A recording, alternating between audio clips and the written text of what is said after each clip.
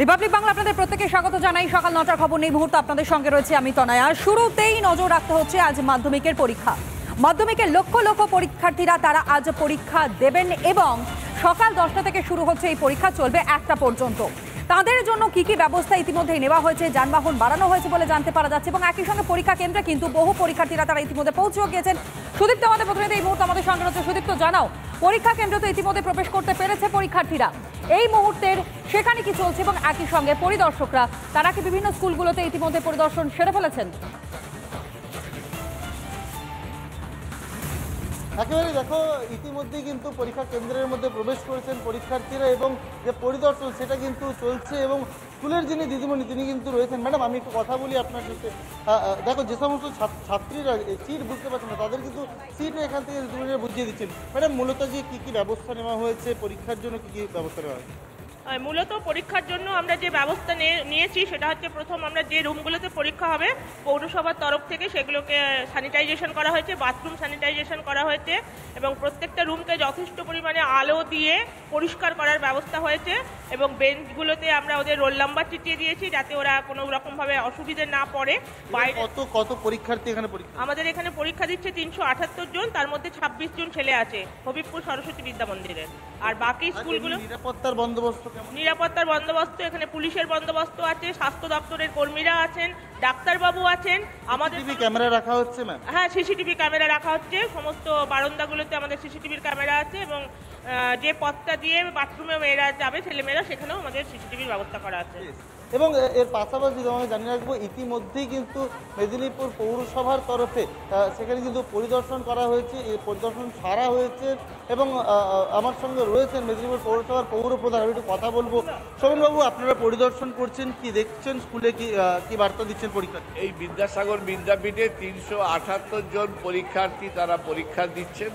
আমাদের বাংলার মাননীয় মুখ্যমন্ত্রী মমতা বন্দ্যোপাধ্যায় তিনি বলেছেন যে পরীক্ষার্থীদের যাতে কোনো অসুবিধা না হয় তাদের শুভেচ্ছা জানাতে এবং ভালোভাবে জীবনের এই প্রথম বড় পরীক্ষায় তারা যেন সুন্দরভাবে উত্তীর্ণ হতে পারে।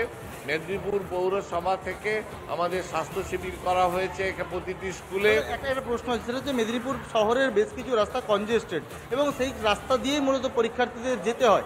এক্ষেত্রে আপনাদের কি বাড়তি কোনো ব্যবস্থা নেওয়া হয়? আমরা মেদিনীপুর শহরের যে রাস্তাগুলো স্কুলের কাছাকাছি রাস্তায় যে বাজার বসতো আমরা সেই বাজার বন্ধ করে দিয়েছি এবং কোথাও কোনো বাজারও বসছে না, জ্যাম হচ্ছে না।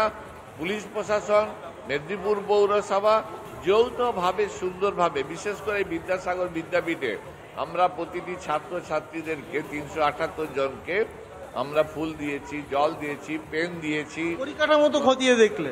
পরিকাঠামো খুব সুন্দর পরিবেশে আমাদের মেয়েরা পরীক্ষা দেবে এবং বিশেষ করে বিদ্যাসাগর বিদ্যাপীঠের বর্দি এবং তার দিদিরা এবং সবাই মিলে এই পরীক্ষার্থীদের পাশে আছে আমাদের মেদিনীপুর বিদ্যাসাগর বিদ্যাপীঠ বালিকা বিভাগ।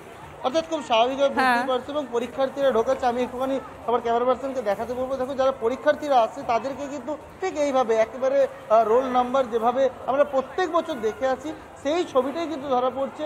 পরীক্ষার্থীদের কিন্তু তাদের যে সিট সেই সিট বুঝিয়ে দেওয়া হচ্ছে এবং এরপর কিন্তু পরীক্ষার্থীরা ধীরে ধীরে তারা কিন্তু প্রবেশ করছে যে ক্লাসরুম সেখানে প্রবেশ করছে এবং অবশ্যই এই মাধ্যমিক পরীক্ষার আগে একটা বড় টেনশন থাকে কিন্তু পরীক্ষার্থীদের মধ্যে, কারণ জীবনের প্রথম বড় পরীক্ষা।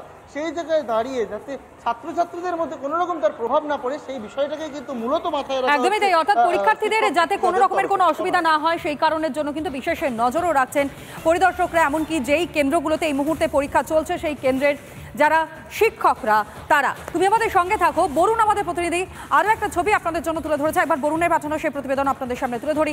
পরীক্ষার্থীদের পরীক্ষা কেন্দ্রে পৌঁছতে আদৌ কোনো সমস্যা হচ্ছে কিনা, কী কী ব্যবস্থা তাদের জন্য রাখা হয়েছে, সমস্তটা নিয়েই রয়েছে প্রতিবেদন বরুণের।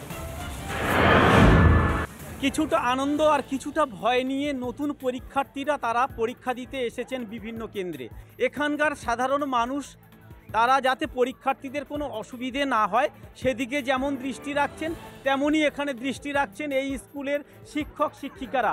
8:30টার পরে তারা স্কুলের মধ্যে যাবে তবে সরকারি বাধা নিষেধ যেগুলো আছে সেগুলো মেনে সরকারের যে সমস্ত নিয়ম কানুন সব কিছু মেনে যাতে ছাত্রছাত্রীরা একেবারে সুষ্ঠুভাবে পরীক্ষা দেয় সেদিকে সদা সতর্ক দৃষ্টি রাখছেন স্কুলের শিক্ষক শিক্ষিকা থেকে অভিভাবক অভিভাবিকারা। কোনো জলের বোতল কিংবা কোনো মেটালের জিনিসপত্র, হাতঘড়ি থেকে ইলেকট্রনিক্স কোনো জিনিসপত্র নিয়ে স্কুলের মধ্যে প্রবেশ করতে পারবে না। সেই নিয়মকানুন সব কিছু মেনে ছাত্রছাত্রীরা কিন্তু একেবারে তৈরি তারা স্কুলে পরীক্ষা দিতে।